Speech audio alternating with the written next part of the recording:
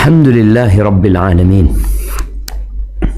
wa bihi nasta'in ala umuri dunya wad din. Segala puji bagi Allah, Tuhan semesta alam. Allah yang menciptakan segalanya. Allah lah yang menjalankan roda kehidupan ini. Matahari terbit di timur, tenggelam di barat.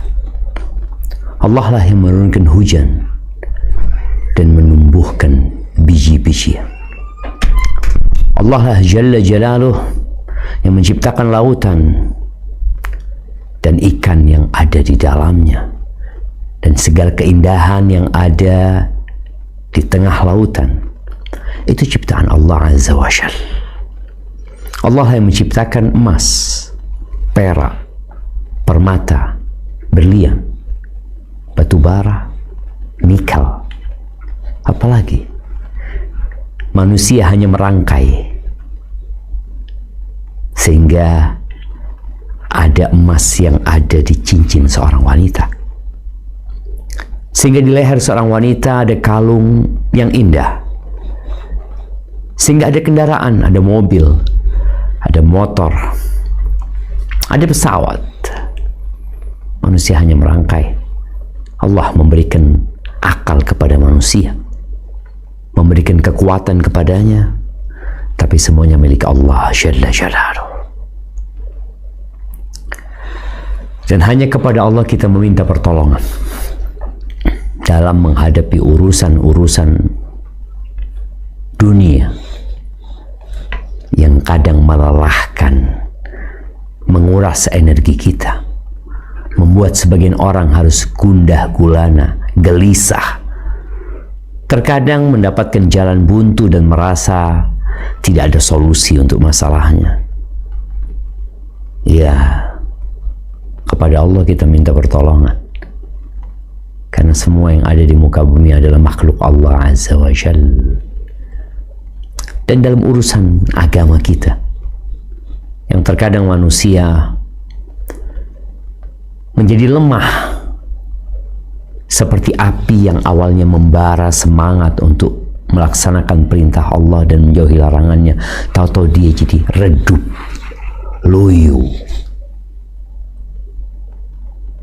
Ya, kita semua pernah merasakan masa-masa jaya di bulan Ramadan. Setelah Ramadan, ya udah, kita jadi seperti ini.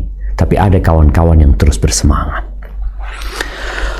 Wassalatu wassalamu ala sayyidil mursalin wa imamil muttaqin qaidil ghurril muhajjalin sayyidina wa maulana Muhammadin wa ala alihi wa ashabihi ajma'in. Amma ba'd. Jamaah rahimakumullah, bicara ketentuan Allah Azza wa Jal, ketetapannya yang terkadang kita tidak menyukai. Bukan itu harapan kita, bukan itu mimpi yang kita rajut, tapi realitanya yang terjadi adalah apa yang ada di hadapan kita. Sebagian kita ingin kaya, tapi ternyata dia hidup miskin, penuh dengan penderitaan. Sebagian kita ingin hidup sehat, semuanya. Anda rasa nggak ada manusia yang ingin sakit, maka dia berusaha untuk menjaga fisiknya dengan mengatur pola makan yang sehat. Tidur pun seperti itu. Dia berolahraga rutin, tapi kenapa dia masih sakit? Ada seorang yang bekerja giat, bahkan dia menjadi karyawan teladan, tapi kenapa Kok tahu-tahu dia di PHK? Tatkala perusahaan mengurangi jumlah pegawai, dia termasuk yang di PHK. Apa sebenarnya yang terjadi? COVID-19, iya, yang tidak diinginkan oleh seluruh penduduk bumi ini, insya Allah ya, yang menyebabkan pesawat tidak mau terbang dan tidak bisa terbang, yang menyebabkan anak-anak harus dipulangkan dari boarding school, yang menyebabkan sekolah-sekolah pun tutup, anak-anak harus daring sekolahnya, yang menyebabkan pegawai-pegawai ya di PHK atau dikurangin gajinya. Ya, itu bukan keinginan kita, tapi itu terjadi. Ada seorang yang jomblo, dia ingin menikah, tapi ternyata tidak ada laki-laki yang melamarnya. Atau dia seorang laki-laki yang sudah berusaha untuk mencari pasangan, tapi nggak ada yang mau sama dia. Ya, ada kayak gitu. Bahkan dia capek selalu ditanya oleh kawan-kawannya, kapan menikah, kapan menikah, kapan menikah. Dia bukan tidak mau menikah. Ada yang sudah menikah, ternyata sang aset masa depan tak kunjung datang. Istri tidak hamil, sehingga mulailah kedua pasangan ini bingung apa sebenarnya yang telah terjadi. Dia melihat fulan menikah, istrinya udah hamil, fulan juga udah hamil, fulan udah lahiran istrinya, nih dia nggak jadi-jadi. Berlalu 1 tahun, anak itu nggak ada. Tahun kedua, tahun ketiga, tahun keempat, ada yang 15 tahun juga nggak ada tuh anak. Ada yang sampai mati nggak punya anak, padahal dia ingin punya anak. Ada yang tahu-tahu mendapatkan surat cerai dari suaminya, atau istrinya menggugat suaminya cerai. Ada yang sudah menikah tapi ternyata dia lebih bergembira sebelum menikah daripada setelah menikah, karena ternyata suaminya zalim, KDRT. Atau sebaliknya, istrinya adalah orang yang pedas lisannya, yang tidak pandai berkhidmat kepada suami. Dia masih banyak cerita yang dihadapi oleh setiap manusia di muka bumi ini yang berbeda-beda. Tapi ahibati fillah, ketahuilah bahwa sebelum Allah menciptakan langit dan bumi ini, 50.000 tahun yang lalu sebelum penciptaan langit dan bumi, Allah menciptakan pena. Kemudian Allah memerintahkan kepada pena itu untuk menulis. Berdasarkan ilmu Allah, pena itu menulis. Pena itu bertanya ketika diperintah oleh Allah Azza wa Jalla, uktub, tulislah engkau. Pena itu bertanya, wa ma aktub, aku nulis apa? Uktub ma huwa kainun ila yaumil qiyamah. Tulislah apa yang akan terjadi sampai hari kiamat. Maka di antara rukun iman adalah antu'mina bil qadari khairihi wa syarrihi.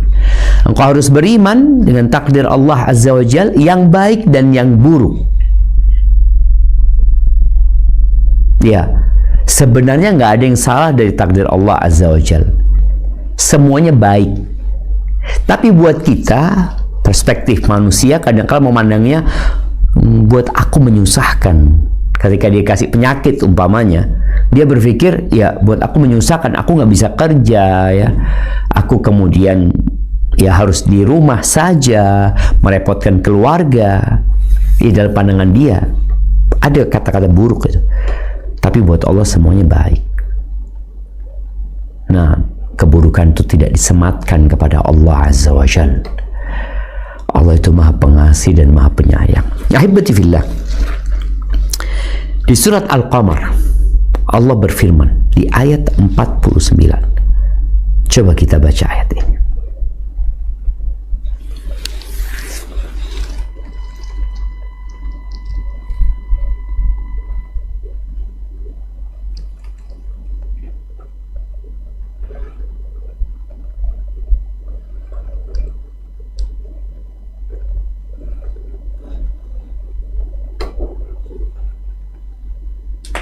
Iya, suaranya.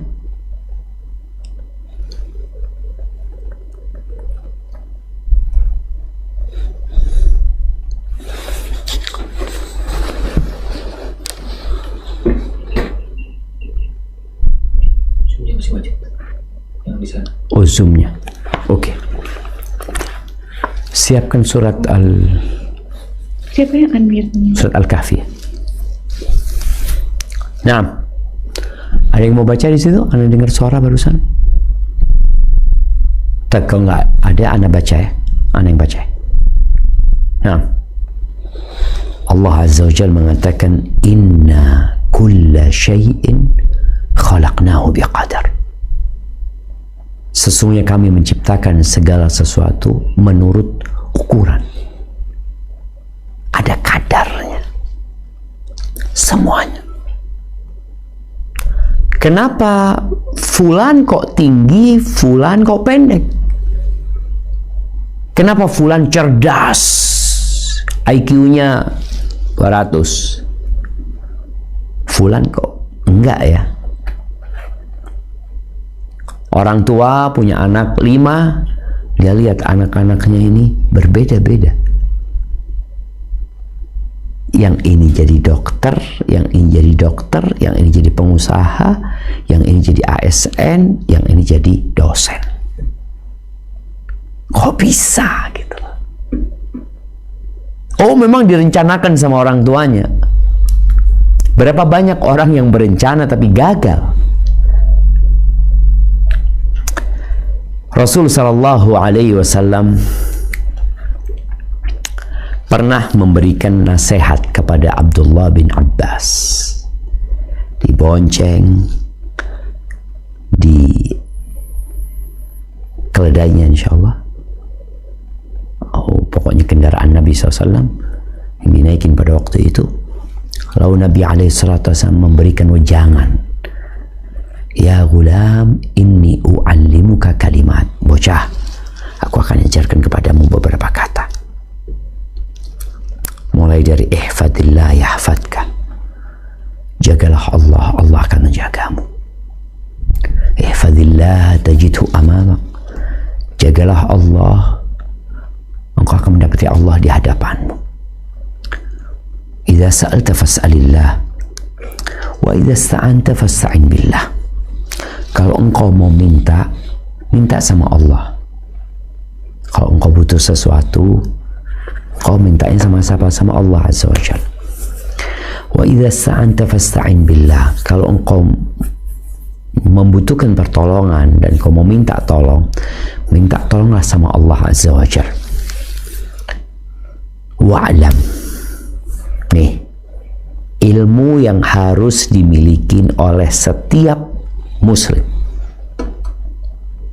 yang akan menjadikan hidupnya penuh dengan berkah dalam semua kondisi. Ilmu apa yang harus diajarkan kepada setiap manusia agar dia tidak perlu lagi depresi, nggak perlu lagi stres, nggak perlu lagi engkau mengkonsumsi berbagai macam ya pil untuk menenangkan dirimu. Nggak perlu lagi engkau berpikir mau menyudahi hidupmu dengan bunuh diri. Wa'alam, ketahuilah, annal ummata law ijtama'at ala an yadurruka bisyai' lam yadurruka illa bisyai'in qad katabahu Allahu 'alaik. Wa in ijtama'u ala an yanfa'uka bisyai' lam yanfa'uka illa bisyai'in qad kataballahu lak. Rufi'atil aqlam wa jaffatis suhuf. Ketahuilah, andai kata seluruh umat manusia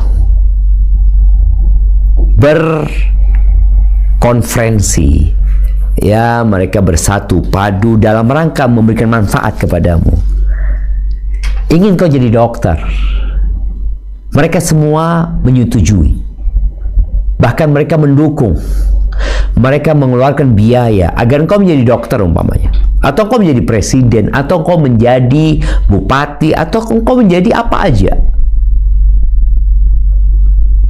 Mereka tidak akan pernah bisa memberikan manfaat kepadamu kecuali manfaat itu sudah Allah tetapkan untuk dirimu. Urusannya di tangan Allah, bukan di tangan atasan kita, bukan di tangan siapa-siapa. Dan sebaliknya, kalau mereka bersatu padu berkumpul untuk memberikan bahaya kepada dirimu, untuk membuatmu ya gagal dalam bisnismu, untuk menjadikanmu ya terdepak dari jabatanmu, atau ingin mencelakai dirimu, kalau Allah katakan enggak bakal terjadi. Rufi'atil aklam, pena itu sudah diangkat. Wajaffatis suhuf, lembaran-lembaran itu sudah kering. Jadi penanya sudah diangkat, lembarannya udah kering, udah selesai. Cuma terkadang kita butuh motivasi agar kita mudah menerima takdir Allah Azza wa Jalla yang menurut kita buruk. Jadi kalau orang-orang itu, kalau takdir baik, nerima, nggak perlu dia dikasih penjelasan ya. Namun perlu kau ketahui, ada orang yang takdirnya baik tapi dia buruk. Kok bisa? Ternyata takdir baik yang Allah berikan kepada dia mengantarkan dia kepada kesombongan, kepada kecongkakan. Buat orang beriman semuanya baik. Buat orang beriman. Nah, apa kata Nabi SAW? Ajaban li amril mu'min. Sungguh menakjubkan urusan orang yang beriman. Inna amrahu kullahu lahu khair. Sesungguhnya semua urusan dia, bagi dia baik. Walaysa dzalika illa lil mu'min, dan itu tidak dimiliki kecuali buat orang beriman. Yang pertama, in asabathu sarra, kalau dia dikasih takdir baik, kekayaan, kesuksesan, kelapangan rezeki, kelancaran usaha, cita-cita dia tercapai, mimpi dia menjadi kenyataan, baik buat dia karena dia bersyukur. Maka syukurnya yang menjadikan takdir itu baik. Syukurnya. Soalnya kalau enggak, gara-gara dia enggak bersyukur, malah jadi buruk. Padahal takdirnya baik loh. Menyenangkan, artinya Anda bicara baik ini menyenangkan, disukai manusia. Dan boleh jadi ketika dia ditimpa oleh musibah, nih, yang kedua ya, afwan, yang pertama tadi berkaitan dengan mendapatkan nikmat, mendapat hal yang menyenangkan, dia bersyukur, itu baik buat dia. Wa in asabathu dharra sabar. Dan kalau Allah timpakan kepada dia hal yang tidak menyenangkan, dia bersabar, maka itu jadi baik buat dia. dan itu tidak dimiliki kecuali oleh orang yang beriman. Baik, Ana akan ajak antum semua untuk merenungkan cerita Nabi Musa dan Khadir. Ada cerita yang Nabi Musa alaihissalam, karena keterbatasan ilmunya, beliau protes. Ada 3 kejadian. Nabi Musa ini ikut sama Khadir, ya, singkat ceritanya ikut sama Khadir. Kemudian kejadian pertama yang menurut Nabi Musa buruk, tapi ternyata baik. Ini kan masalahnya bagaimana cara kita memandang, dan ini dibutuhkan keimanan dan ketakwaan serta keyakinan yang mendalam dengan takdir Allah Azza wa Jalla. Kisah yang pertama, Nabi Musa alaihi salatu wassalam naik perahu bersama Khadir. Nih, naik perahu diseberangkan, ya.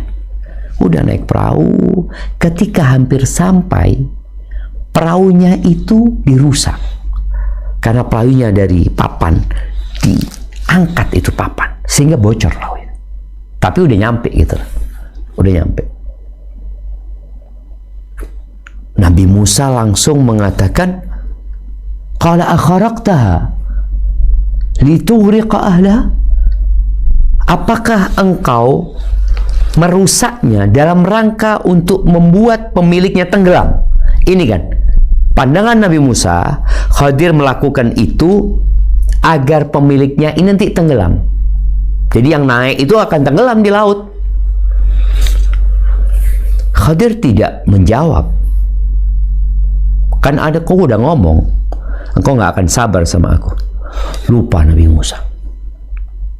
Khadir udah cerita, nanti aku kasih tahu tentang semua peristiwa itu. Tapi sabar, sampai aku yang cerita. Itu peristiwa pertama.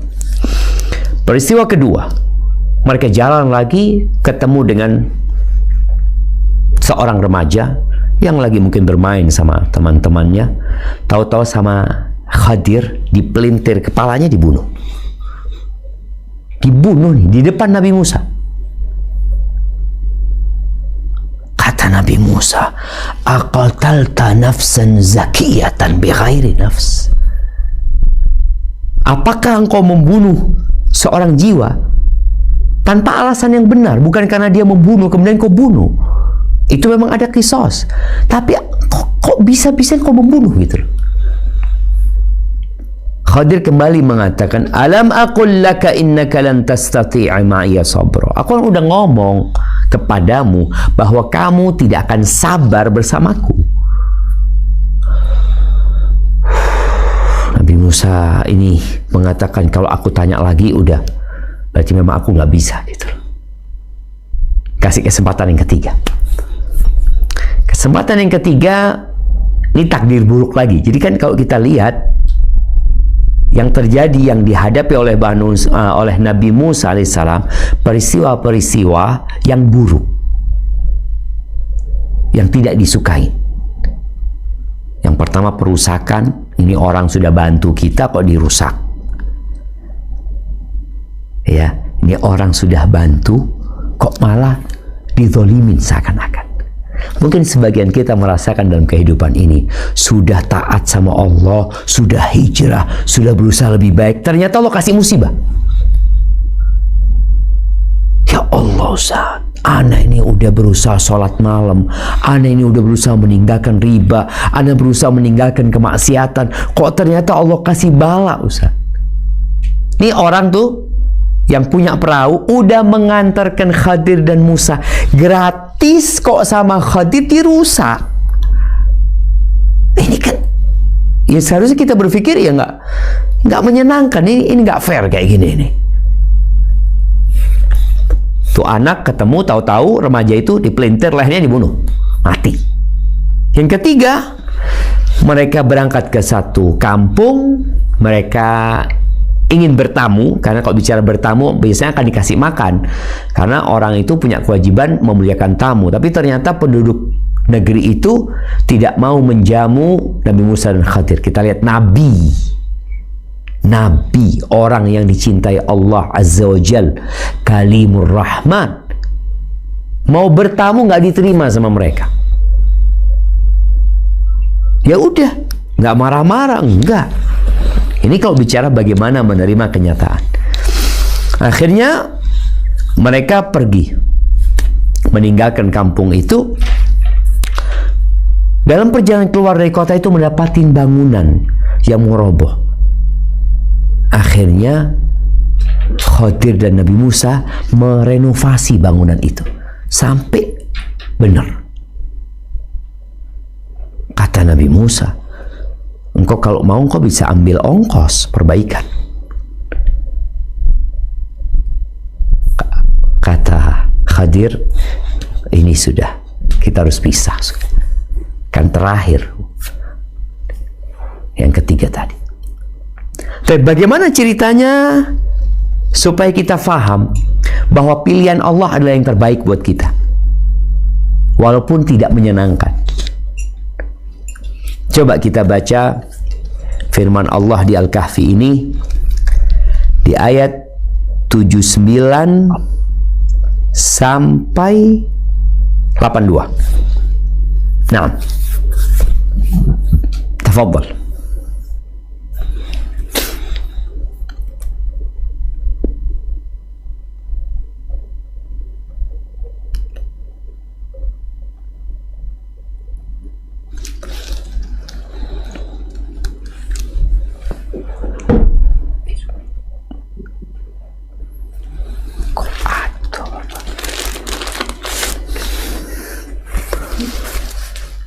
نعم تفضل.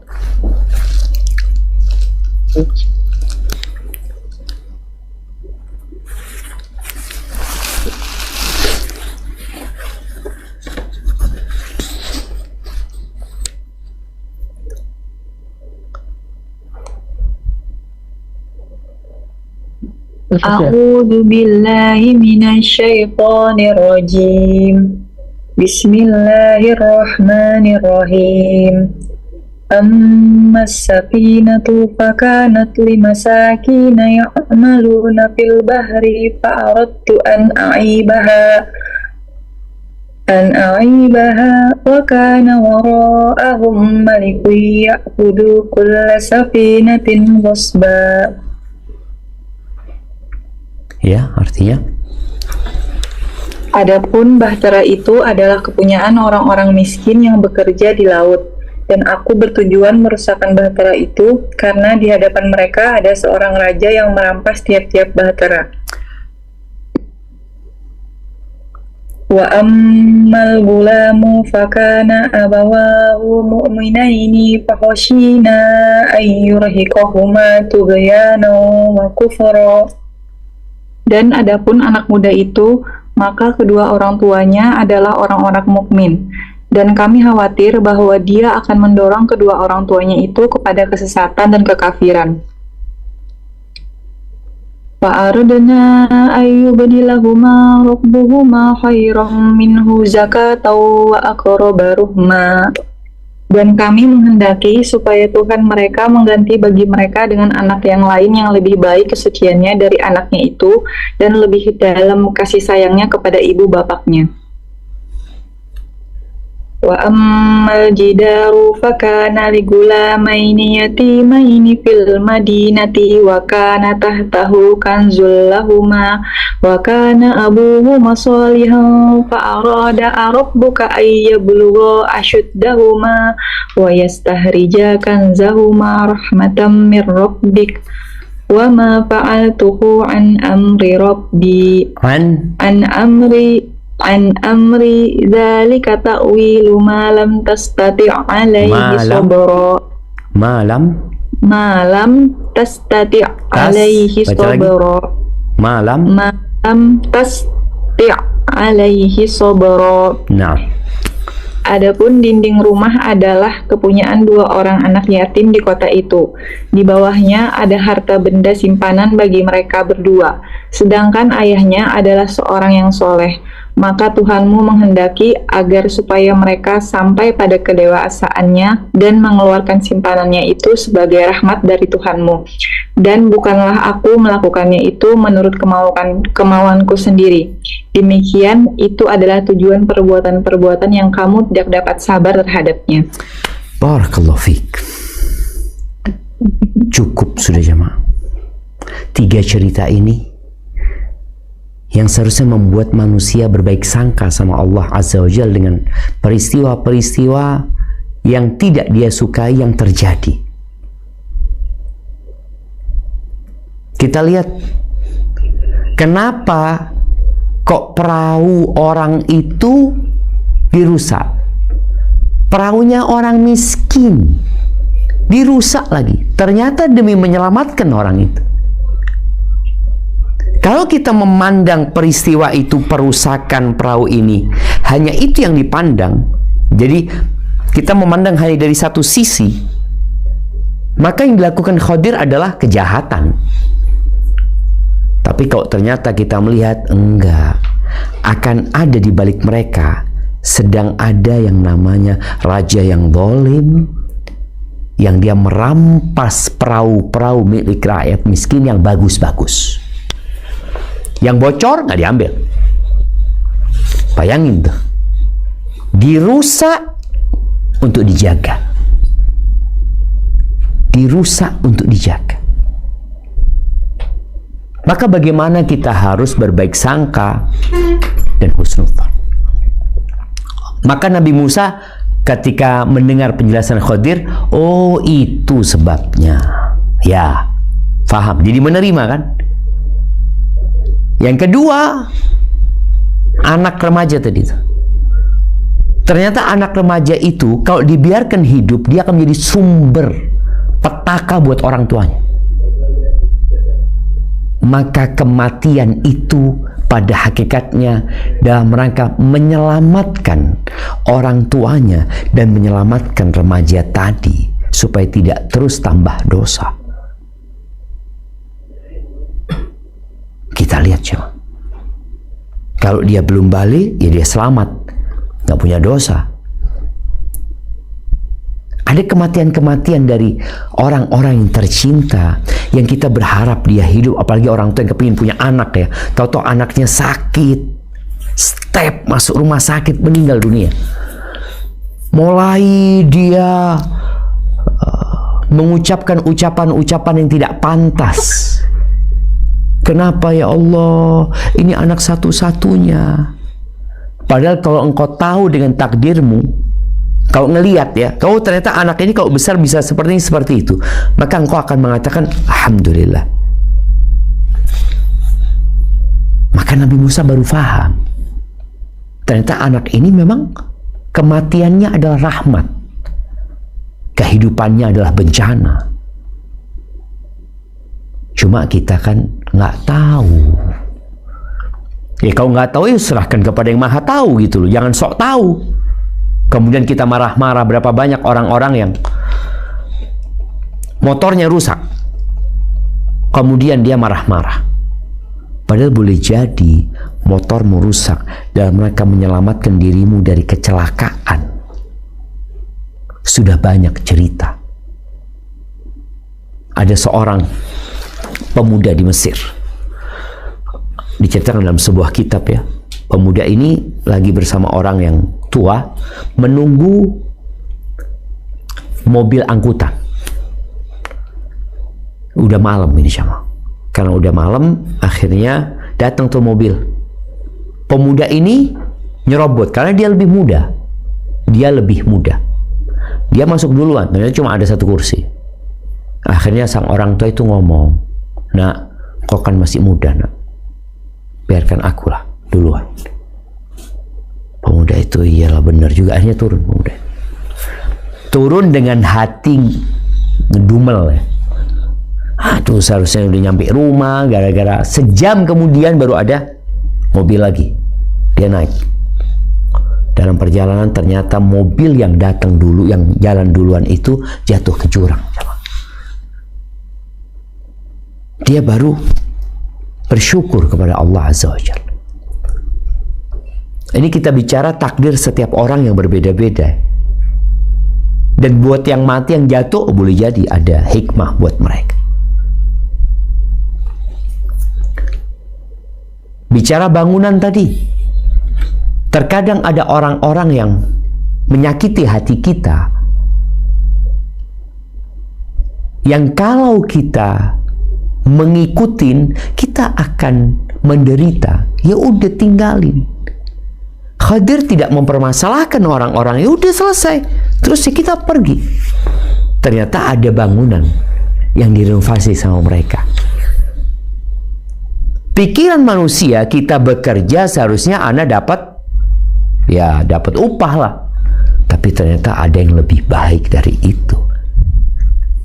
Maka jamaah rahimakumullah, bicara takdir Allah ini selalu indah sebenarnya, asalkan kita meyakini bahwa Allah itu Ar-Rahman Ar-Rahim, Al-Malik Al-Quddus, ya.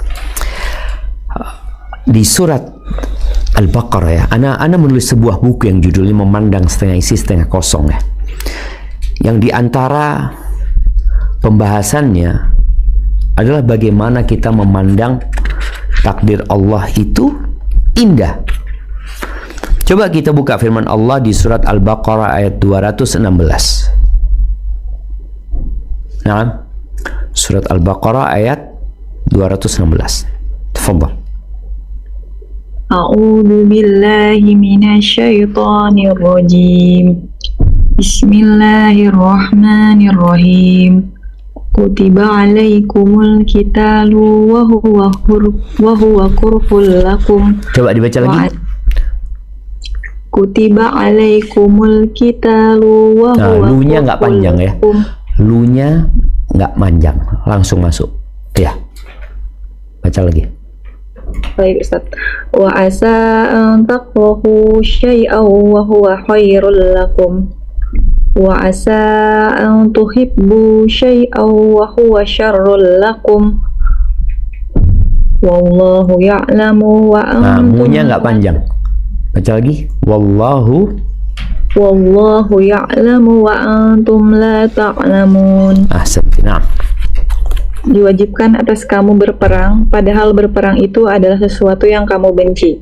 Boleh jadi kamu membenci sesuatu, padahal ia amat baik bagimu, dan boleh jadi pula kamu menyukai sesuatu, padahal ia amat buruk bagimu.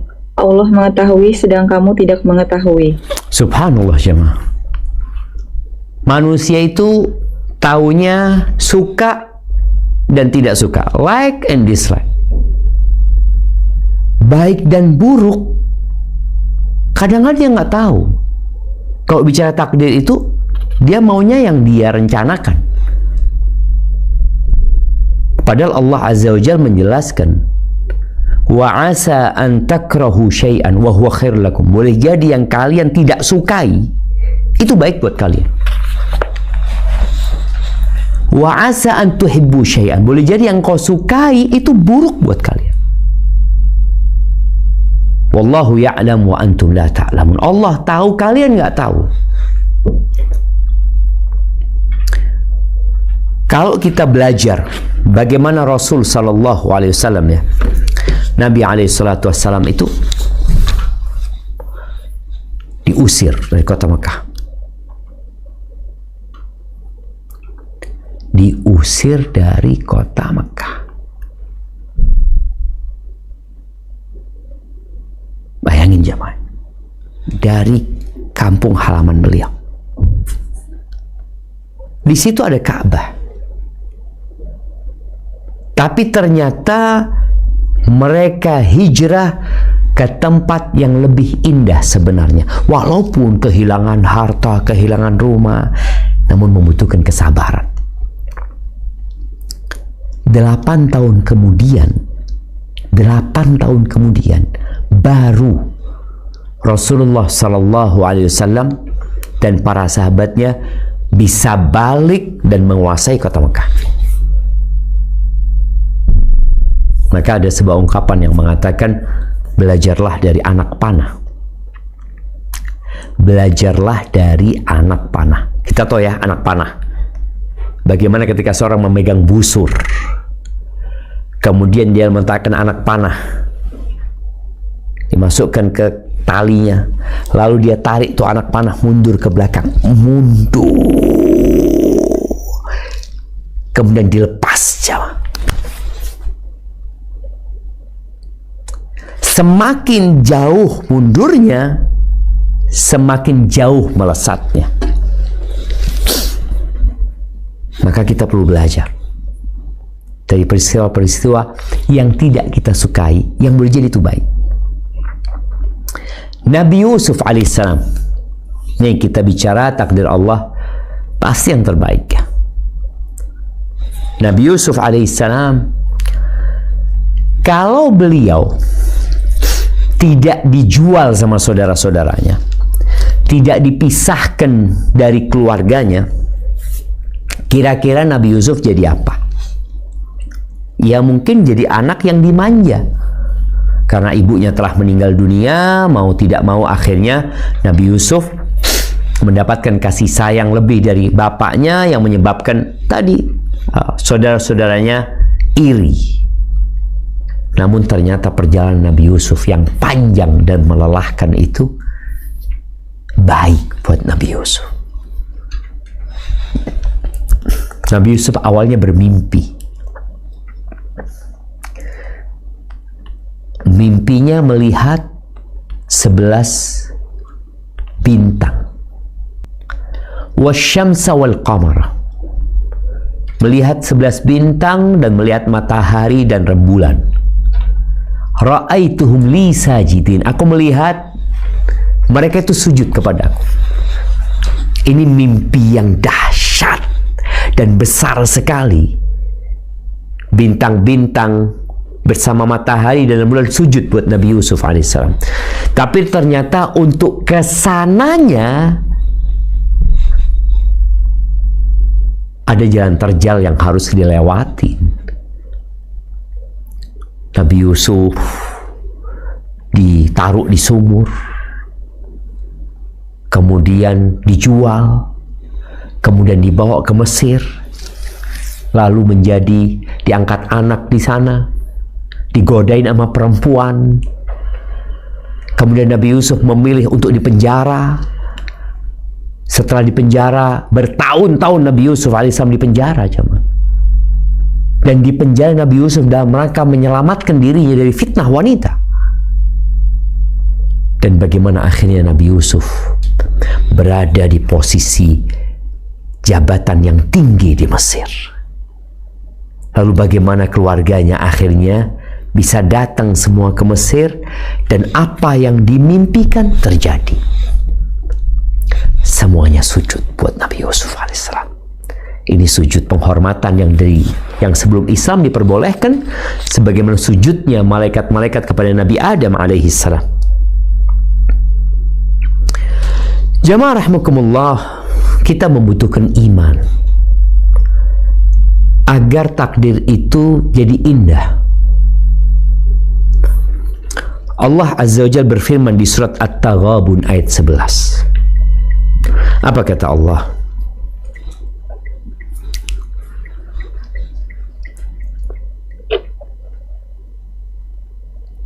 A'udzu billahi minasy syaithanir rajim. Wa athi'u Allah wa athi'ur Rasul. Fa in tawallaytum fa innama 'ala rasulina al-balaghul mubin. Ayat 11, afwan, ayat 11 ya. Ayat 11. Sus. Iya, tadi ayat 12 kayaknya. Oh, iya.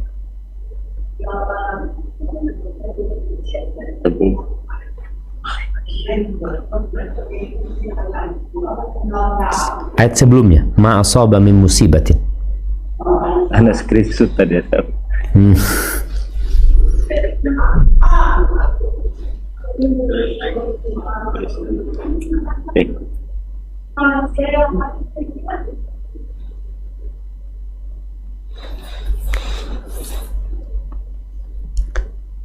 Jadi nomornya itu yang sesudahnya, bukan yang sebelumnya.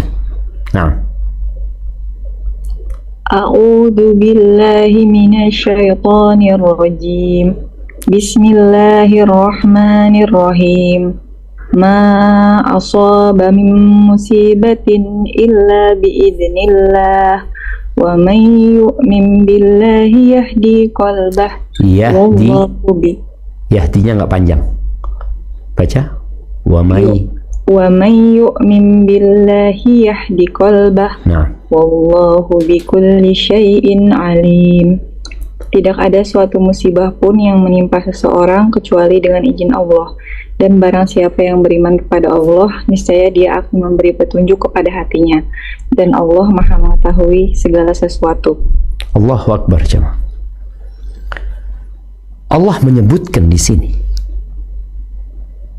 ma asaba min musibatin. Tidak ada satupun musibah yang terjadi kecuali dengan izin Allah. Baik itu musibah di diri kita, atau musibah di harta kita, atau musibah menimpa anak-anak kita, atau orang-orang yang kita sukai.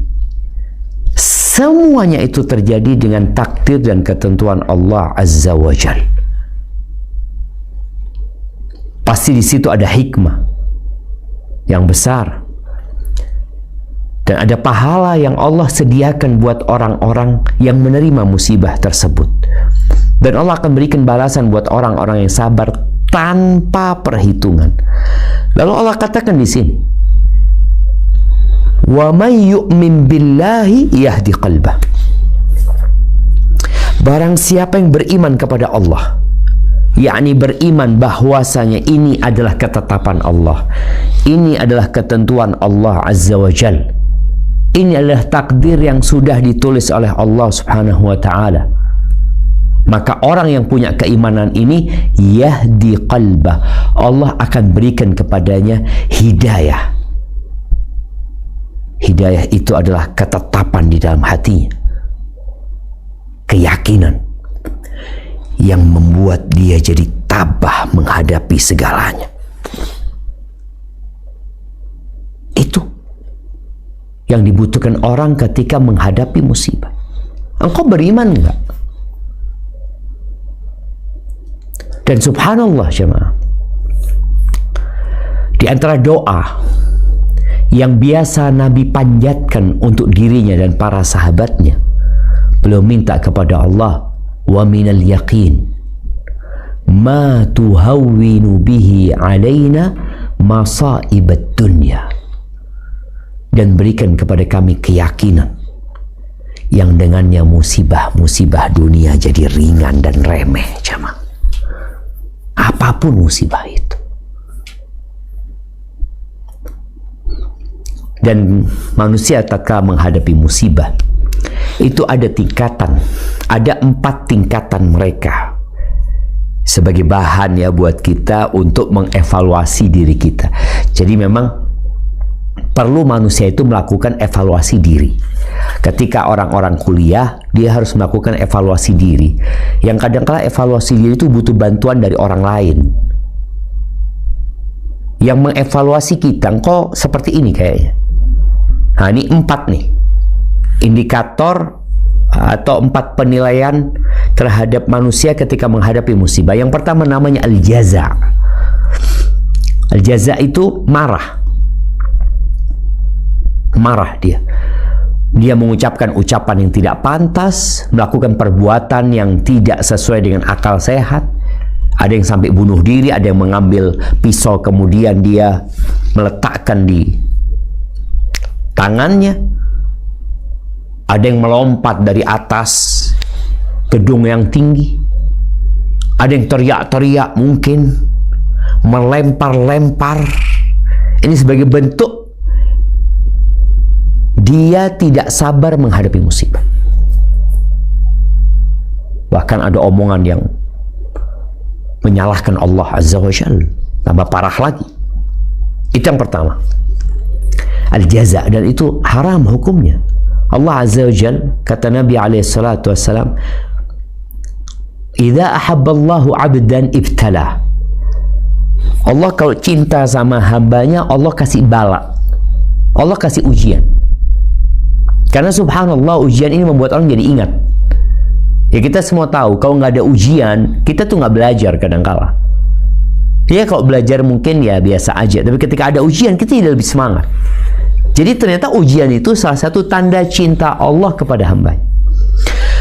Faman radiya falahu ridha. Barang siapa yang ridha, maka Allah akan ridha sama dia. Dia menerima, maka Allah akan ridha sama dia. Tapi barang siapa yang marah, Allah akan marah sama dia.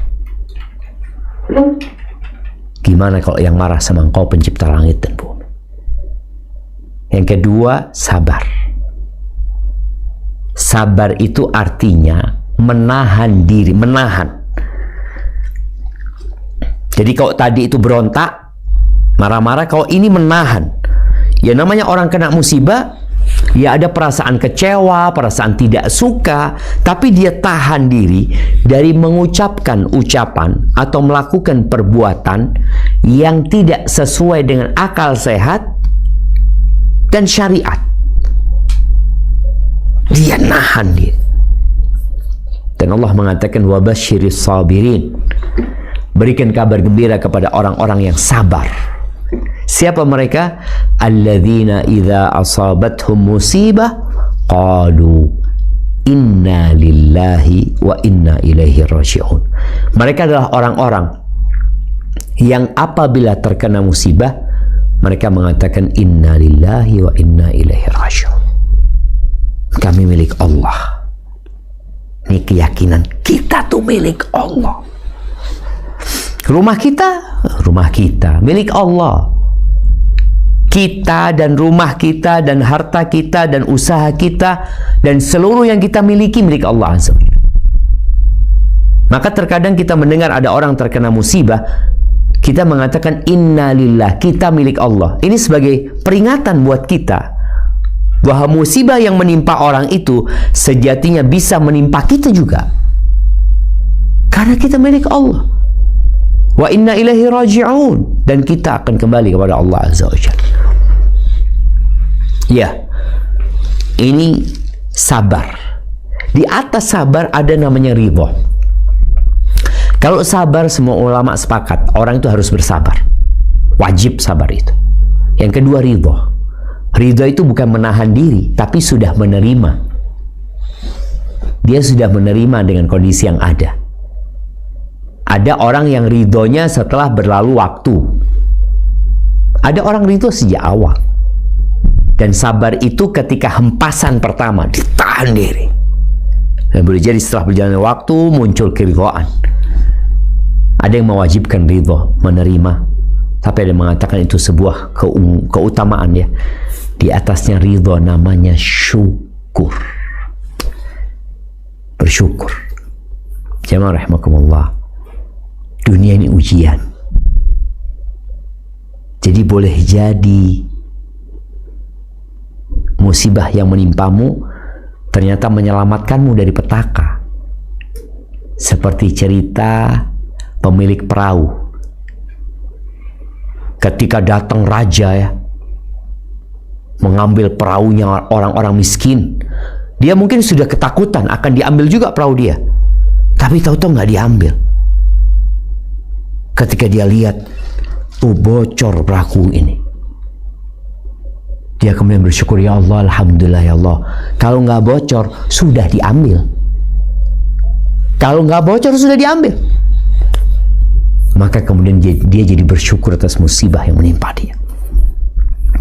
Maka jamaah rahimakumullah, agar kita bisa menerima realita dan kenyataan, kita perlu melihat kepada yang di bawah kita setelah keimanan yang tadi dibicarakan di awal. Kita perlu menimbang musibah itu juga seharusnya bisa lebih besar dari itu. Ketika seorang ban mobilnya meledak di jalan, maka dia melihat, alhamdulillah, aku masih selamat. Karena ada orang yang ban mobilnya meledak, ya, kemudian mobilnya berguling-guling, lalu dia tewas. Dia masih dikasih kesempatan. Ada orang yang gagal ginjal. Ya, Allah bisa membuat dia gagal ginjal dan penyakit-penyakit lainnya. Udah gagal ginjal, dikasih sama Allah umpamanya kanker stadium 4. Allah bisa, tapi ternyata engkau cuma dikasih gagal ginjal. Maka engkau akan mengatakan, ya Allah pasti ini baik ya Allah buat aku.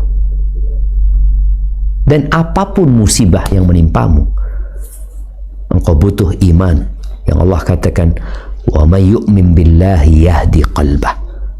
Barang siapa beriman kepada Allah, yakin sama Allah, bahwa Allah lebih sayang sama dia daripada kedua orang tuanya, bahwa Allah tidak melakukan perbuatan dan tindakan kecuali berlandaskan hikmah dan rahmat serta kasih sayangnya. Wallahu bikulli syai'in alim. Dan Allah sangat mengetahui dengan segala sesuatu. Itulah yang dapat kita kaji pada kesempatan kali ini. Semoga kita bisa menjalani kehidupan ini dengan lebih nyaman lagi, lebih berlapang dada lagi.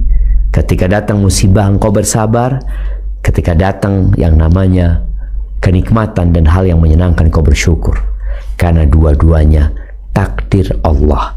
Jangan pernah mengatakan kalau sukses itu usahamu, kalau musibah itu dari Allah. Padahal dua-duanya adalah ketentuan Allah Azza wa Jalla. Dan boleh jadi takdir buruk itu karena dosa-dosa kita. Nah, mungkin kita masuk ke sesi tanya jawab. Tafadhali. Ya, barakallahu fiik Ustaz. Semoga Allah memberkahi ilmu yang telah disampaikan. Ada beberapa yang pertanyaannya sudah masuk di kolom chat dan ada beberapa yang sudah raise hand. Silakan, kami akan mendahulukan yang raise hand kepada residen mengaji. Kami persilakan. Bismillah. Assalamualaikum. Semoga Allah Azza wa Jalla senantiasa menjaga Ustadz, keluarga, tim Lorong Faradisa dan kaum muslimin di seluruh awan. Alhamdulillah Ustadz, kami ditakdirkan menjadi seorang nakes. Namun seperti kita ketahui bersama, lingkungan kerja kami mayoritas masih jauh dari tuntunan syariat. Sedangkan iman itu naik turun. Pertanyaan kami, apakah indikator yang gampang kami ketahui ketika keimanan kami lagi turun? Dan usaha apa yang bisa kami lakukan ketika iman itu mulai turun sehingga kita tidak sampai terjatuh kepada futur? Jazakallahu khair Ustaz. Masya Allah, barakallahu fiik. Iya, tadi kita bicara iman ya. Iman itu yang menjadikan orang itu jadi kokoh menghadapi musibah. Jadi selamat tatkala diberi kekayaan dan kejayaan. Bagaimana memelihara iman ini? Karena iman yazidu wa yanqus. Iman itu naik turun. Dan bicara iman naik turun ini bukan hanya untuk teman-teman yang jadi nakes. Jadi jangan berpikir untuk teman yang lingkungannya nggak mendukung baru iman naik turun. Enggak, dimanapun iman itu naik turun. Bagaimana para sahabat Nabi juga merasakan hal itu. Ketika mereka sedang bersama Nabi alaihi salatu wassalam ya, seakan-akan surga di hadapan mereka. Tapi ketika mereka pulang, kumpul sama istri, sama anak, ngurusin pekerjaan, mulai lupa tuh. Bagaimana cara menjaga keimanan ini? Supaya kalau lagi turun, gak drastis kemudian menyebabkan pelakunya melakukan dosa. Maka ahibati fillah, yang pertama harus dilakukan adalah memperbanyak doa. Kalau kita lihat doa-doa Nabi alaihi salatu wassalam ya, Allahumma inni as'aluka al-huda wat-tuqa wal-'afafa wal-ghina. Allahumma inni as'aluka imanan la yartad. Minta keimanan yang gak akan balik lagi. Minta sama Allah Azza wa Jalla. Rabbana la tuzigh qulubana ba'da idh hadaitana wa hab lana min ladunka rahmah. Ya Allah, jangan palingkan hati kami setelah Engkau memberikan hidayah kepada kami. Kemudian berlindung dari kejahatan kejahatan panca indera kita. Allahumma inni a'udzubika min syarri sam'i wa syarri basari wa syarri lisani wa syarri qalbi wa syarri mani.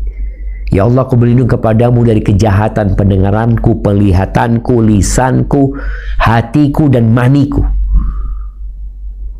Banyak sekali beliau meminta perlindungan kepada Allah Azza wa Jalla, karena yang bisa menyelamatkan hanya Allah.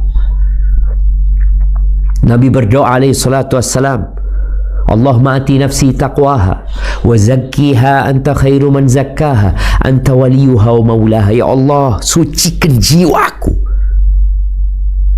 karena jiwa ini yang senantiasa membisikkan keburukan kepada kita. Innan nafsa la'ammaratun bisu. Terus maka kita memohon kepada Allah, berikan kepada jiwaku ketakwaannya, sucikan dia, Engkau sebaik-baik yang menyucikannya, Engkau pemiliknya ya Allah, Engkau pelindungnya. Allahumma inni a'udzubika min ilmin la yanfa' wa min qalbin la yakhsha wa min nafsin la tashba' wa min da'watin la yustajabu lah. Ya Allah, aku berlindung kepadamu dari ilmu yang tidak bermanfaat, dari hati yang tidak tunduk, dari nafsu yang tidak puas-puas, dan dari doa yang tidak dikabulkan. Jadi itu doa dibaca terus oleh Nabi SAW, diajarkan kepada para sahabatnya dalam rangka menjaga keimanan. Yang pertama, dan doa itu mudah.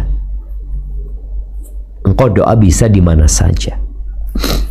Sambil duduk nih kok bicara nakes ya. Sambil duduk, nunggu, bukalah HP-mu, kumpulan doa-doa Rasul SAW. Kau bacalah. Engkau minta sama Nabi, sama Allah Azza wa Jalla ya, dengan bimbingan Nabi Muhammad SAW.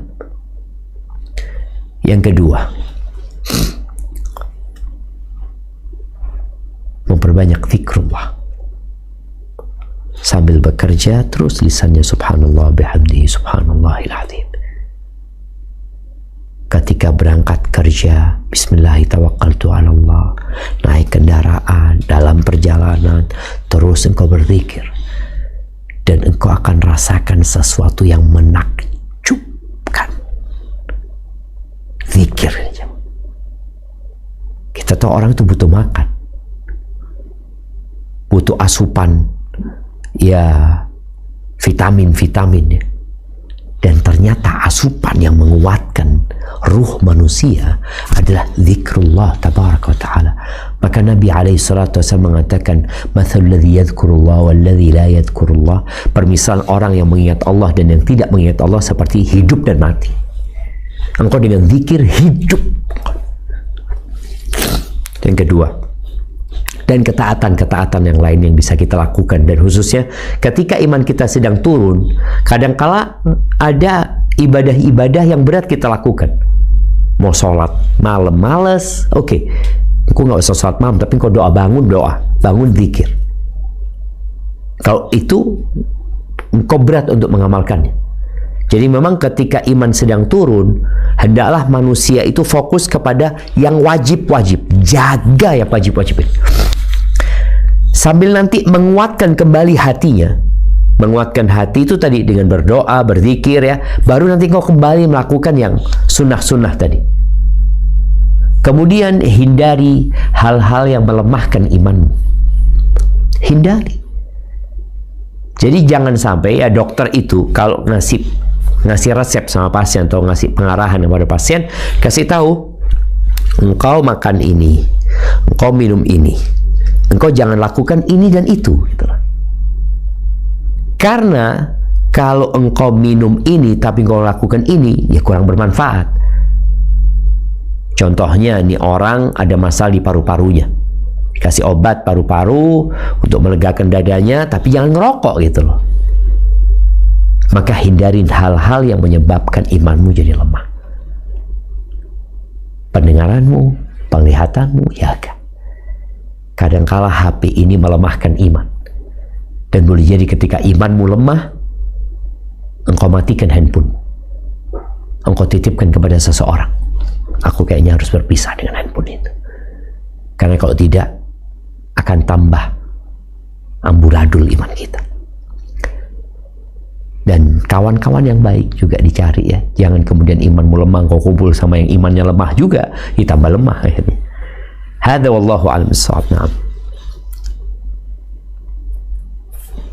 Izin Ustaz, ada beberapa pertanyaan dari chat. Tak izin membacakan pertanyaan dari Maya.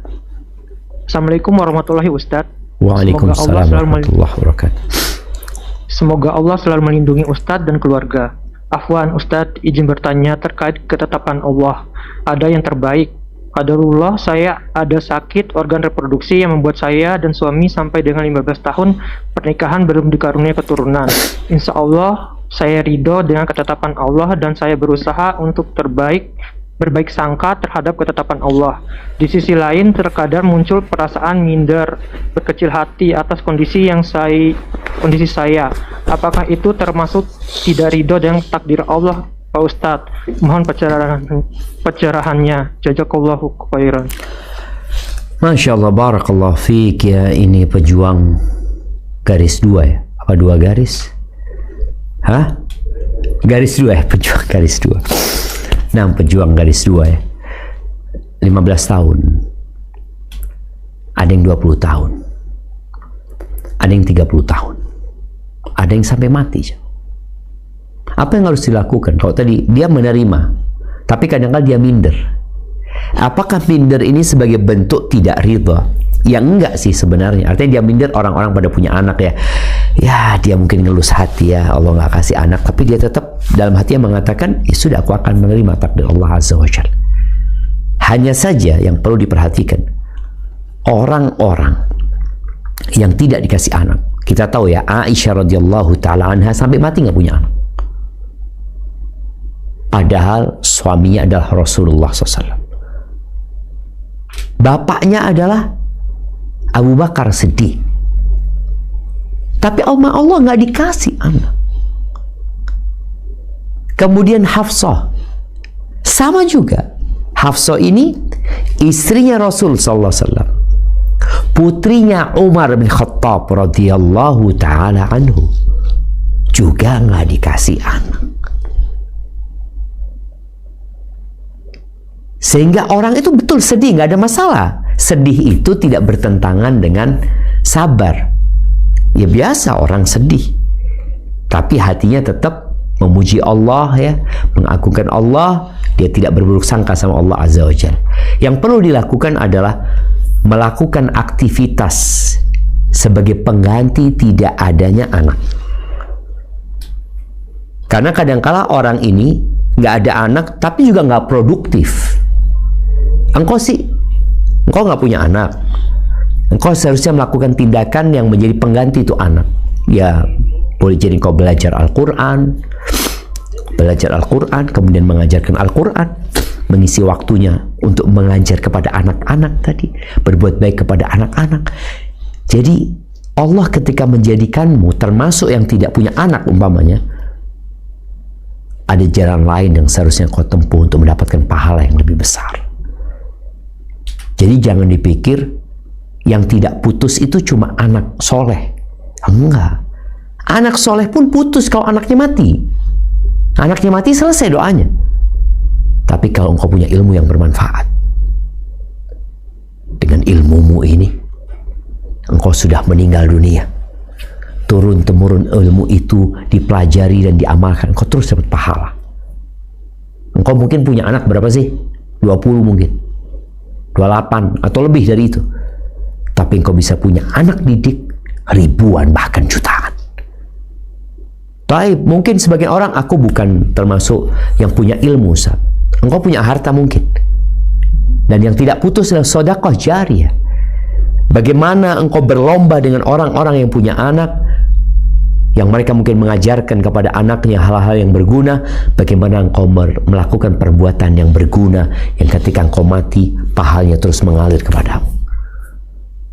Jadi kalau bicara minder, sedih, enggak masalah.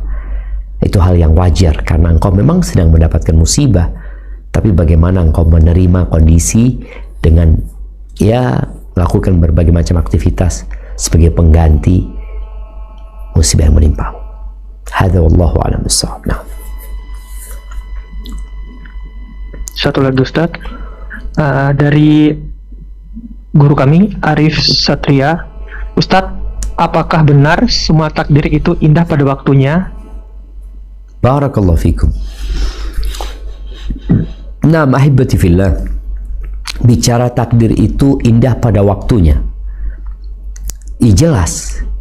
Jadi ketika musibah itu datang menimpa, kadangkala orang ini masih belum bisa mencerna apa hikmahnya. Tapi ketika dia tahu, ini waktunya, ketika dia tahu, dia jadi bersyukur nantinya. Seperti tadi, yang kapalnya rusak, yang anaknya mati, terbunuh. Mungkin orang tuanya ketika dapat kabar, anakmu mati, ada yang bunuh. Wah, sedih dia ini itu. Padahal ketika dia tahu, dia jadi bersyukur kepada Allah Azza wa Jalla. Dan puncak keindahan itu adalah ketika manusia dibangkitkan dari kubur.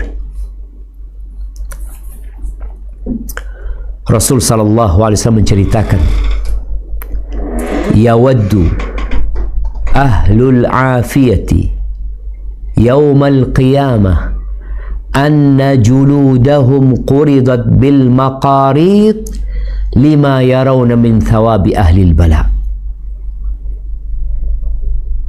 Pada hari kiamat kelak, orang-orang yang hidupnya penuh dengan kenyamanan di dunia, tatkala melihat Allah membagikan pahala kepada orang-orang yang hidupnya susah, yang penuh dengan bala, maka orang ini menginginkan kalau bisa kulit mereka dipotong-potong, nggak apa-apa, asalkan dapat pahala seperti orang-orang yang mendapatkan musibah.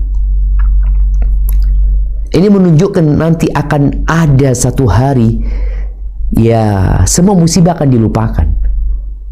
Yang ada hanya balasan dari musibah tersebut. Ketika seorang meninggal dunia, selesai urusan dia sama dunia.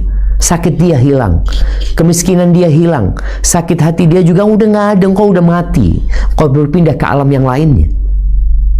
Maka Allah Azza wa Jalla mengatakan, innama yuwaffas sabiruna ajrahum bighairi hisab.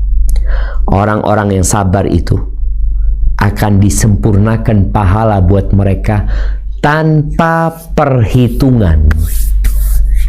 Kalau orang sodako 1 dihitung 10 bisa dilipat gandakan menjadi 700 kali lipat, ada hitungannya. Sholat juga seperti itu. Tapi kalau sabar nggak ada hitungannya. Orang sabar menghadapi musibah bighairi hisab, tanpa perhitungan. Memang tadi perlu manusia menunggu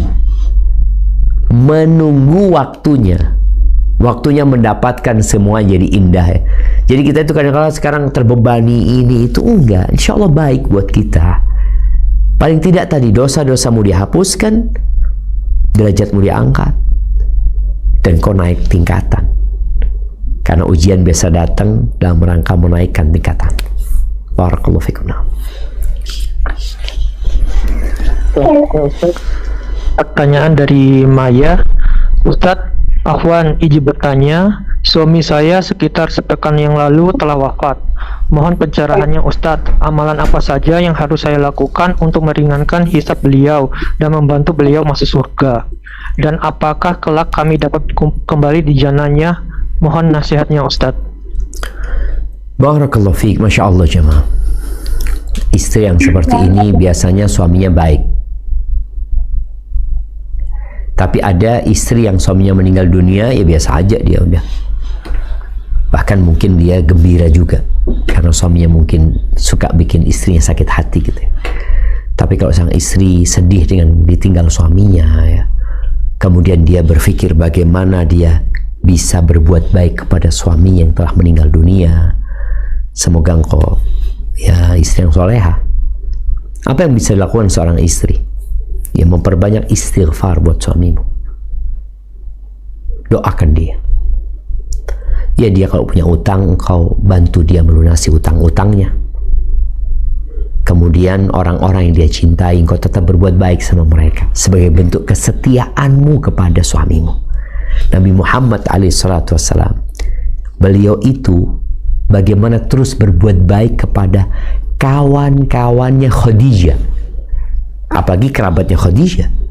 Padahal Khadijah yang meninggal dunia. Ini sebagai bentuk kesetiaan seseorang kepada pasangan yang telah meninggal dunia. Artinya dia berbuat baik, tetap berbuat baik gitu loh.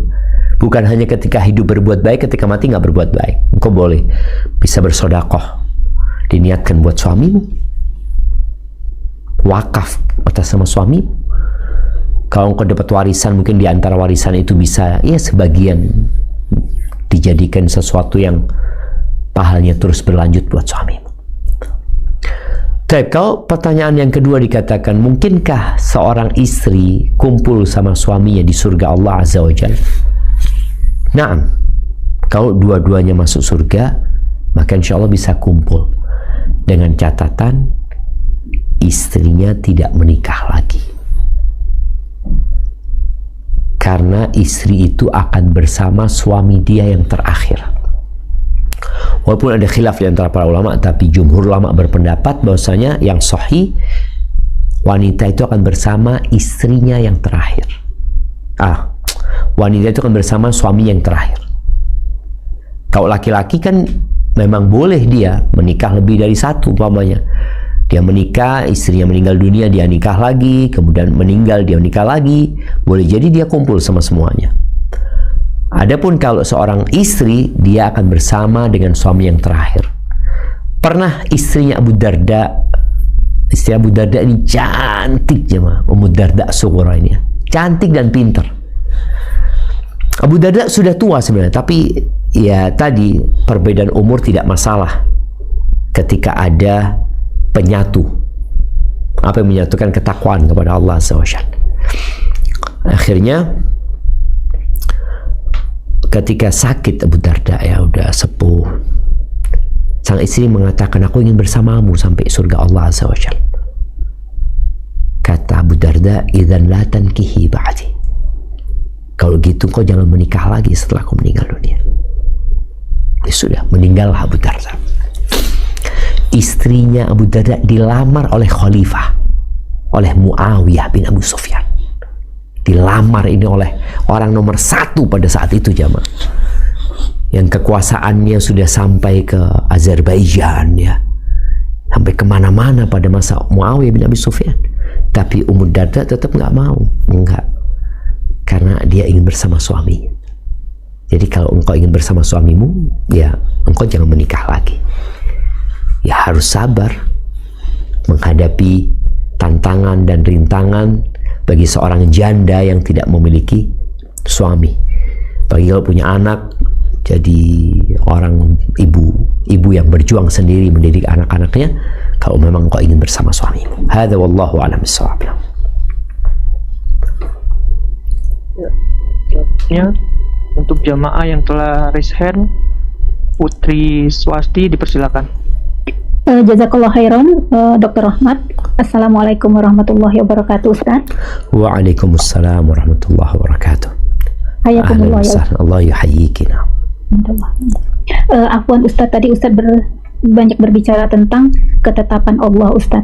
Yang pertanyaan ana, bagaimana dengan makar Allah, Ustaz? Sebenarnya makna makar itu sendiri sampai di mana ya, Ustaz? Terkadang makar itu kita ada yang mengatakan sesuatu yang kita tidak sadari pun itu bisa jadi makar. Nah, sebagai pendosa, Ustadz, kadang-kadang kita nggak tahu, Ustadz, ini benar ketetapan Allah atau sebenarnya makar Allah yang terjadi pada diri kita, Ustadz. Yang kedua, nasihat aja, Ustadz, kepada sahabat Ana yang kebetulan beliau sudah mengizinkan Ana untuk membuka ceritanya di forum ini, Ustadz. Fulanah ini setiap tahun menerima bonus sebesar hampir 200 juta, Ustadz. Dan gaji serta THR hampir ya 20-an juta lebih gitu, Ustaz. Tetapi dipotong pajak itu lebih kurang 40%, Ustaz. Dan Fulana ini tidak rela, Ustaz, karena baginya kan anak yang kerja keras katanya, Ustaz. Dan Fulana ini akan menuntut di akhirat kelak penagih pajak ini, Ustaz. Dan pernah dinasihati juga oleh seorang Ustaz bahwa hak kamu akan kembali kepada kamu. Tapi Fulana ini ingin pemungut pajak ini disegerakan azabnya Ustaz. Mohon nasihatnya Ustaz. Jazakallahu khairan wa barakallahu fiik Ustaz. Assalamualaikum warahmatullahi wabarakatuh. Waalaikumsalam warahmatullahi wabarakatuh. Ya, ahibati fillah.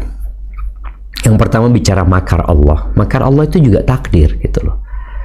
Jadi nggak ada daun yang jatuh, tidak ada motor yang mungkin tabrakan, kecuali dengan takdir Allah Azza wa Jalla. Tapi bicara takdir tadi kan ada takdir baik dan ada takdir buruk. Dan makar Allah itu takdir buruk jadinya. Buat orang-orang yang melakukan kemaksiatan, yang tidak bertobat kepada Allah Azza wa Jalla, yang mereka berusaha untuk menghalangi manusia dari ketaatan kepada Allah Azza wa Jalla, mereka mungkin merasa aman-aman saja, padahal Allah sedang mempersiapkan buat mereka azab ya. Jadi kalau bicara makar Allah tetap termasuk dari takdir Allah Azza wa Jalla. Seperti itu. Ada pertanyaan yang kedua, ya memang kalau bicara sistem perpajakan itu, siapapun yang ditanya sepertinya ada unsur kezaliman. Dan kita berdoa semoga Allah Azza wa Jalla memberikan petunjuk kepada pemegang stakeholder negeri ini ya, agar mereka mungkin nanti melakukan kajian ulang tentang pajak tersebut, karena memang tadi orang-orang merasa gitu, rakyat merasa seperti itu, dan mereka pun juga mungkin sama di hati kecil mereka sama, tapi terkadang untuk membiayai negara tidak ada duit ini dan itu. Dan anak pernah ditanya oleh seseorang sama ketua kepala perpajakan di Jember ini, Anda sampaikan negara itu seharusnya mengelola negerinya dengan kekayaan negeri itu sendiri, karena pada hakikatnya dibentuk pemerintahan untuk memberikan kesejahteraan kepada rakyat. Jadi mereka yang dipilih umpamanya ya bagaimana dia mengelola kekayaan negeri ini dan mengembalikan kepada rakyatnya.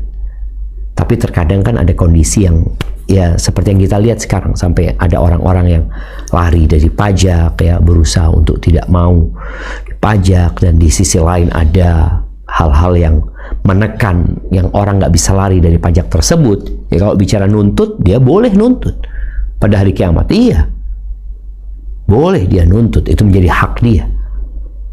Dan kalau dia mendoakan orang yang memungut pajak umpamanya dengan keburukan, ya mungkin doanya berikan kepada dia balasan yang setimpal, karena sejatinya sebagian di antara mereka juga ya pekerja saja, tapi memang sahibu muksin. Nabi SAW menyebutkan bahwa ini termasuk dosa besar yang dikatakan dia diancam masuk neraka. Jadi yang jelas buat kita berharap ya kepada Allah Azza wa Jalla agar memberikan petunjuk kepada kita sendiri yang pertama, kemudian kepada saudara-saudara kita, kerabat kita, dan kepada ya pemerintah kita. Semoga Allah memberikan hidayah kepada semuanya dan negeri ini berjalan dengan lebih baik lagi nantinya, dan keadilan sosial bagi rakyat Indonesia itu dirasakan nanti. Dan itu kalau nggak salah sila kelima dari Pancasila ya. Barakallahu fikum. Nah. Jazakallahu khairan Ustaz, fi amanillah Ustaz. Allah yasalam. Nah.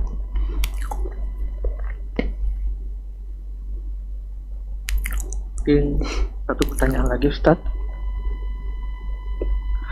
Bismillah.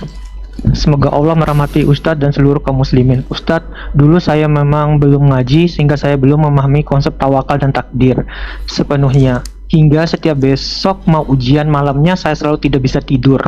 Namun yang saya rasakan saat itu adalah tertekan dan takut gagal, sehingga orang tua saya semakin tidak bangga kepada saya. Maka saya berusaha keras memenuhi ekspektasi orang tua.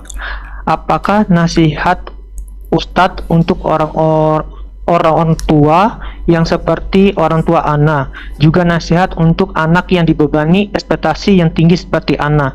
Jazakallahu khairan Ustadz. Barakallahu fiik. Ya, semua orang tua ingin yang terbaik buat anaknya. Dia memotivasi anaknya untuk menjadi yang terbaik pula. Dan sang anak terkadang nggak ingin jadi yang terbaik. Inilah yang kemudian gayung tidak bersambut ya. Kalau dikatakan tadi anak-anak yang di malam ujian selalu tertekan, maka hendaklah anak itu bermuhasabah. Kenapa dia seperti itu? Boleh jadi memang sepanjang semester dia nggak belajar dengan benar. Anda masih ingat dengan kawan-kawan di Madinah dulu, yang ketika malam ujian mereka main basket. Mereka nggak belajar. Malam ujian nggak belajar. Karena mereka belajar sepanjang tahun gitu loh. Malam ujian tinggal buka-buka, mungkin dia lihat daftar isi, dia berusaha untuk membayangkan isinya, kemudian mungkin dia bikin pertanyaan, ya udah santai, main basket malam ujian. Sebagian kita karena memang dia tidak persiapan, jadi bukan karena ekspektasi orang tua, karena kita yang memang nggak belajar dengan baik. Namun kalau tadi kita sudah belajar dengan baik, udah selesai, ya kita akan menghadapi takdir kita. Kalau dikatakan ternyata besok nilai Anda buruk setelah Anda berusaha sepanjang 1 semester, bukan 1 malam ya. Karena sebagian orang belajarnya cuma, apa ada istilahnya kebut semalam itu? Hah? SKS. Sistem kebut semalam gitu ya. Itu yang menyebabkan dia tertekan sebenarnya. Tapi kalau dia jadi mahasiswa yang benar, insya Allah enggak. Kalau tadi orang tua punya ekspektasi yang tinggi, enggak masalah. Tapi kan tetap orang tua harus menyesuaikan dengan anak-anaknya. Karena anak-anak kita ini beragam. Ini buat para orang tua. Ada anak kita yang cocoknya, ini kayaknya cocoknya jadi petani. Jangan dipaksa jadi dokter. Ini cocoknya jadi pengusaha. Jangan dipaksa untuk jadi dosen umpamanya. Ini anak cocoknya jadi pekerja. Jangan dipaksa jadi pengusaha. Tapi kan bisa dilatih. Oh monggo kok mau dilatih. Tapi kan kita tahu nih ada orang-orang yang harus disuruh. Ya disuruh aja. Makanya alhamdulillah kalau semua orang jadi pengusaha, siapa yang jadi pesuruh? Siapa yang jadi pegawai? Tapi ada orang tua mungkin yang sudah mengarahkan dari awal, nih anak memang harus disuruh ya. Dia nggak bisa kayaknya usaha sendiri. Ya mungkin dibuatkan sistem supaya dia bisa usaha sendiri. Atau dia diikutkan training ini dan itu. Jadi jangan orang tua memaksa anaknya untuk mencapai target tertentu yang boleh jadi anaknya nggak punya kemampuan di situ. Jadi kenapa sekarang sekolah itu sudah ada penjurusan-penjurusan? Ya demi memenuhi kecondongan anak-anak kita. Cuma memang penjurusan itu sayangnya penjurusan itu ketika SMA atau ketika kuliah. Sedangkan anak SD itu harus menguasai semuanya. Anak SMP harus belajar semuanya. Sehingga kadang-kadang ini anak matematikanya jelek, tapi dipaksa untuk bagus. Kadang-kadang ini nggak bisa bahasa Inggris nih. Wah, harus bahasa Inggris. Ya akhirnya ya kalau kita lihat ya lulus SMA, entah Ana belum pernah membaca hasil penelitian berapa persen dari penduduk Indonesia yang lulus SMA lancar berbahasa Inggris umpamanya. Padahal bahasa Inggris sudah dipelajari sejak SMP. Sekarang SD kalau saya belajar bahasa Inggris juga. Dari SD lulus SMA nggak bisa bahasa Inggris. Nah ini juga harus ada evaluasi dengan sistem pendidikan kita yang boleh jadi anak ini udah diarahkan sejak kecil dia untuk jadi apa gitu loh. Hadza wallahu a'lam bishawab.